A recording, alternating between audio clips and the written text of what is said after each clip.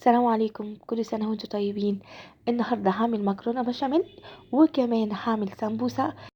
هنزل بمعلقة كبيرة من السمنة، وبعدين هنزل بثلاث بصلات كبيرة مفرومة في الكبة، وبعدين هنزل كمان بنص كيلو من اللحمة المفرومة، وهنقلب كويس، وهننزل عليها ببهارات اللحمة وكمان ملح وفلفل، وهننزل عليها بكوباية مية، وهنسيبها لحد لما تستوي. وعلشان اعمل بشاميل مظبوط هننزل بثلاث معالق من السمنه ومعلقه زيت، وهننزل بثلاث معالق من الدقيق، وهنقلب كويس لحد لما الدقيق يحمر. هنزل عليه بلبن بودر او لبن العادي، وكمان كوبايه شوربه. هنقلب كويس جدا ايدينا في البشاميل لحد لما يبقى جوسي ومستوي.